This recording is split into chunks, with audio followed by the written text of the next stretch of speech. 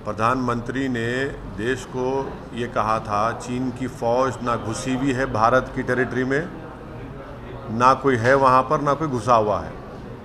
और ये जो प्रधानमंत्री ने देश को जो बात बताई थी ये झूठ साबित हुई, क्योंकि चीन आज भारत के LAC के अंदर बैठा हुआ है, भारत के टेरिटरी में बैठा हुआ है। और इसीलिए चीन डेप्सांग डेमचौक से नहीं हट रहा है, वहाँ उसकी PLA की फ़ौज है। इसीलिए अरुणाचल प्रदेश में भारत की टेरिटरी में चीन कई परमानेंट स्ट्रक्चर्स के गांव बना चुका है। तीसरा, अमेरिका खुद कह रहा है, उनकी रिपोर्ट है कि चीन यहाँ पर ऐसा कर रहा है। तो हमारा बोलना ये है कि क्योंकि मोदी सरकार इस पर कुछ नहीं बोल रही है और ये इनकी डिलिबरेट खामोशी है, जिसको अंग्रेज़ी और डिनायल है, तो हम ये इस बात का डिमांड करते हैं कि अब जब लोकसभा का विंटर सेशन होगा, इसमें एक पूरी डिबेट होनी चाहिए। चीन की फ़ौज जो भारत की टेरिटरी में बैठी हुई है, और दूसरी बात यह है कि ऑल पार्टी डेलीगेशन को सरकार उन मुकामात पर लेकर जाए जहां पर चीन की फ़ौज बैठी हुई है। हाँ, हम जाने तैयार हैं, मैं तो जाने तैयार हूँ, लेके जाइए, हम देखना चाह रहे हैं, ताकि हम अपनी सॉवरेनिटी को उसका वहाँ पे उसको बरकरार रख सके। और तीसरी बात ये, अगर सरकार पार्लियामेंट लोकसभा में उस डिबेट के लिए अगर ये कहती है कि नहीं, ये नेशनल सिक्योरिटी का मसला है, डिबेट नहीं हो सकती है, तो लोकसभा के रूल 248 के तहत एक सीक्रेट सिटिंग हो सकती है, जिसको वो मीडिया के लोग नहीं रहेंगे, कोई नहीं रहेंगे, आप वो डिबेट करवाइए। और चौथी बात यह है कि 2014 से पहले श्री नरेंद्र मोदी, जो उस वक्त गुजरात के मुख्यमंत्री थे, वो कहते थे कि देश का मसला बॉर्डर पर नहीं है, देश का मसला दिल्ली में है। बॉर्डर का मसला, फ़ौज का मसला, वो कहते थे कि दिल्ली में है। अब वही मसला दिल्ली में है, तो नरेंद्र मोदी बहैसियत वज़ीर आज़म, बहैसियत प्रधानमंत्री बिल्कुल खामोश बैठे हैं, कभी चीन का नाम लेते भी नहीं हैं, ना ये कहते हैं देश को कि क्या चीन हमारी सरजमीन में बैठा है या नहीं बैठा है। तो इसीलिए ये हमने डिमांड किया है।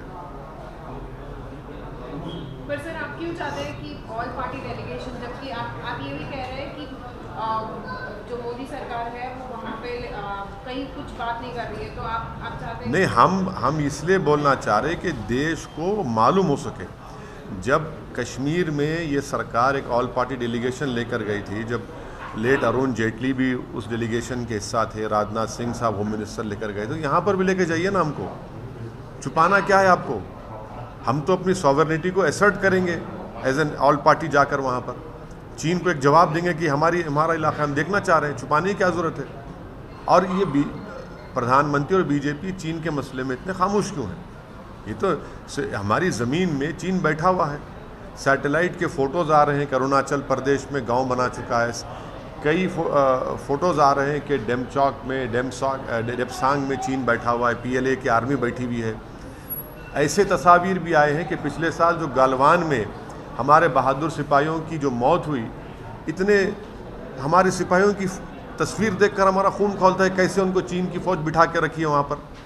तो इसीलिए हम कह रहे हैं कि ये सरकार को इस पर बोलना चाहिए और आने वाले पार्लियामेंट के सेशन में इस पर एक पूरी डिबेट होनी चाहिए। अगर सरकार ये जस्टिफाई करे कि डिबेट नहीं हो सकता, हम सिर्फ दो बड़ी पार्टियों को बुलाकर उनसे बात कर लेंगे, नहीं हो सकेगा। जितना उन दो पार्टियों को इस मसले पर हक़ है, उतना हमारा भी हक़ है। आप डिबेट कराइए रूल 248 के तहत। सर, उत्तर प्रदेश में अपनी पार्टी को लेकर, चुनाव को लेकर आप इतना पोशीदा क्यों रखते हैं? किसके साथ जा रहे हैं? क्या है, आप अभी भी इनके नहीं बता रहे? और चंद्रशेखर आजाद ने आज यहाँ पर ये भी कह दिया है कि वो अगर मायावती को एक प्रपोजल देंगे और चाहेंगे कि वो भी उनके साथ जाए। देखिए, मैं अपनी पार्टी की स्ट्रेटजी के बारे में या अपनी पार्टी के बारे में बात कर सकता हूँ। किसी और पार्टी के उनके नेता के बारे में उन्होंने इस तरह का जो बयान दिया, वो जस्टिफाई करेंगे, वो बोलेंगे। मैं तो प्रिवी नहीं हूँ। जहाँ तक हमारी पार्टी का है मसला है, हमारी स्ट्रेटजी, हम तो अपना कैंपेन कर रहे हैं यूपी में। अब देखिए आगे क्या होता है, तो जब होगा तो आपको बताएंगे। मगर हम तो पूरी तैयारी कर रहे हैं चुनाव लड़ने की। हमारे पास कैंडिडेट्स का भी सिलेक्शन हमारे पार्टी प्रेसिडेंट और हमारे जो जिम्मेदार कर रहे हैं। हम तो चुनाव की तैयारी पूरी तरीके से कर रहे हैं। तो संख्या 100 से ज़्यादा हो सकती है क्या चुनाव? हमारे party president, state party president ने ये फैसला लिया है कि हम 100 विधानसभा की सीट पर लड़ने की तैयारी कर रहे हैं। अब देखते हैं आगे क्या होता है। सर, क्या आप भी चंद्रशेखर आजाद के उस राय से इत्तेफाक करते हैं कि हरिजन समाज का वोट न बटे, इसलिए दोनों को साथ आना चाहिए? देखिए, वो काबिल आदमी हैं, वो अपनी बात खुद कर सकते हैं, उनको मेरी ज़रूरत नहीं है। नहीं, मुझे सुनिए, वो काबिल हैं, वो अपनी पार्टी के बारे में वो खुद बोल सकते हैं, उनसे सवाल कर लीजिए आप। नहीं, आप दलितों की राजनीति आप ही करते हैं। नहीं, देखिए, मैं ये बिल्कुल ठीक नहीं है कि कोई अगर अपनी पार्टी की पॉलिसी के बारे में बोल रहा है तो मैं कैसा उस पर तबसरा करूँगा।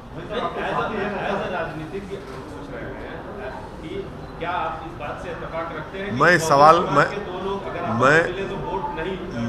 मैं इस सवाल का जवाब नहीं दूंगा। ये उनका पार्टी का ओपिनियन है, वो खुद काबिल हैं, अपनी पार्टी के बारे में बोल सकते हैं।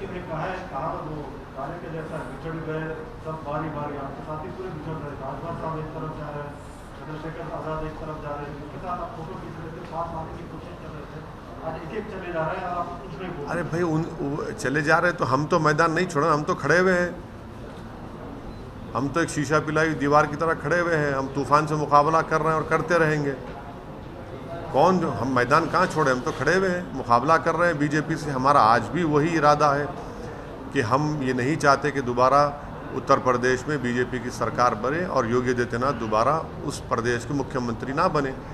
आज भी हमारी कोशिश वो है, हम पूरी कोशिश कर रहे हैं, अपना काम कर रहे हैं। तो सर, सियासी दल वहाँ पे मजबूत है, उनके साथ हाथ क्यों नहीं मिला? देखिए, अब हाथ किससे मिलेगा या गले मिलेंगे या क्या क्या मिलेंगे, ये तो वक्त बताएगा। नहीं, बीजेपी को आप रोकने की बात कर रहे हैं, तो जो वहाँ पे सियासी रूप से मजबूत पार्टियां हैं, जैसे हम तो आप हमको मजबूत क्यों नहीं समझ रहे हैं? ये आपको करेक्ट करना चाहिए। वक्त बताएगा किससे हमारा अलायंस होगा नहीं होगा।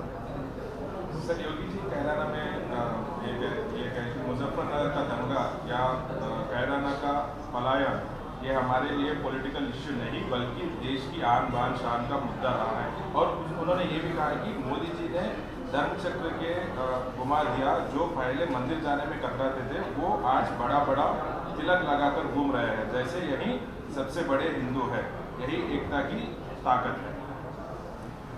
देखिए, देश, सबसे पहली बात तो ये है कि मुख्यमंत्री योगी आदित्यनाथ जो उन्होंने शपथ ली है कॉन्स्टिट्यूशन पर, संविधान पर, वो हम उनको ये कहता है कि आप सबसे बड़े इंडियन बनेंगे। आप इंडियन बनेंगे सबसे पहले। आप एक स्ट्रॉन्ग इंडिया क्रिएट करेंगे, आप एक स्ट्रॉन्ग यूपी क्रिएट करेंगे। तो ये शपथ में कोई मज़हब की बात नहीं है, ना संविधान ये कहता है कि ये देश ये मज़हब के मानने वालों का और इनका नहीं है। तो ये पहले इनकी गलती है, इनकी गलती यही है। दूसरी गलती है कि आपने कहा कि मुजफ्फरनगर, क्या कहा, देश के लिए मुजफ्फरनगर का दंगा, मुजफ्फरनगर देश की आन बान शान। हाँ, मुजफ्फरनगर का दंगा देश के लिए आन बान शान, ये मुख्यमंत्री कहते हैं। बड़ी ही अफसोस की बात है कि भारत के विभाजन के बाद अगर 50,000 लोग अपने घर से बेघर हुए तो मुजफ्फरनगर कांड के बाद हुए, और ये मुख्यमंत्री उसको आन बान शान से जोड़ता है। इसमें कई लोगों का मर्डर हुआ, कई हज़ारों की तादाद में लोगों के घर जल गए, खेतें जल गई। इनको इंसाफ की बात नहीं कर रहे हैं, वो दंगे को आन बान शान से जोड़ रहे हैं। और ये ख़ुद केसेस विड्रॉ किए हैं, 77 केसेस मुजफ्फरनगर के। ये इनकी मानसिकता है, ये इनकी जहनीत है, जो ये आज उत्तर प्रदेश की जनता देख रही है कि जब 50,000 लोग बेघर हो गए, आज भी अपने घर को नहीं जा सकते, आज भी उनको इंसाफ नहीं मिला। 1000 cases for want of evidence collapse हो गए तो सरकार अपील नहीं करती, उल्टा केसेस को विड्रॉ करती है। और इस तरह की अनाप शनाप मुख्यमंत्री कहते हैं कि मुजफ्फरनगर का दंगा इनके लिए आन बान शान का मसला है। कौन सी आन बान शान का मसला है? इस पे तो अफसोस करना चाहिए, इस पे तो ये बोलना चाहिए कि दोबारा मुजफ्फरनगर में जो जिन लोगों ने वो कांड किया उन सब पे हम सज़ा दिलाएंगे उनको। आप वो नहीं कर रहे हैं।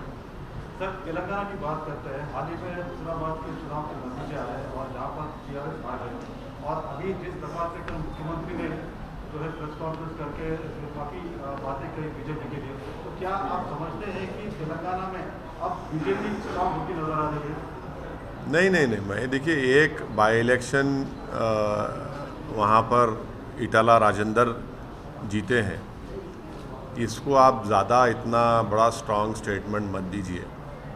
कुछ नहीं होगा इंशाअल्लाह ताला। जीते हैं ज़रूर, जनता ने उनको वोट दिया है और रिज़ल्ट आया है, इटाला राजेंद्र की कामयाबी हुई है, मगर इसको आप लोग बहुत जल्दी एक्साइटेड हो आते हैं। अरे सर, जो आँख से दिख रहा है सामने, हाँ, उसको नजरअंदाज क्यों कर रहे हैं? ऐसा सुनिए, आपको आँख से दिख रहा है, बास चीज़ों को आँख और दिमाग से देखकर एक बात करना पड़ता।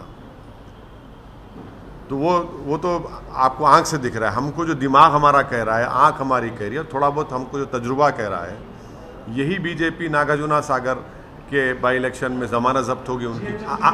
सुन तो लीजिए, नागार्जुना सागर में बाई ज़मानत जब्त हो गई, तो ये मत जाइए, ये कुछ होने वाला नहीं है। Sir, Nishad Party के chief claims Lord Ram was born into Nishad family, and BJP always claims that even Hindus say is son of Dashrata. What would you like to say, sir? If you are saying that they are deceiving Hindus and all these statements are coming about, what would you like to say? नहीं, ये तो मोहन भगवत को बताना पड़ेगा, जो DNA expert है। RSS के मोहन भगवत को बताना पड़ेगा ये बात। ये बता दें आप पूरे देश को। वो हर बार डीएनए की बात करते, तो हम तो कहेंगे कि श्री मोहन भगवत ही एक्सपर्ट है इस पर, वो बता सकेंगे। ऐसा मतलब ये डिसीव करना नहीं हुआ कैसा? मतलब वही जैसा है फॉरवर्ड? नहीं, ये तो बीजेपी के जो बड़े बड़े नेता हैं वो बताएंगे, हम क्या बताएंगे। वो बताएंगे, जनाब मोहन भगवत साहब बताएंगे, ये उनको बताना पड़ेगा ये बात क्या है। वो ये तो वो तय करेंगे ना।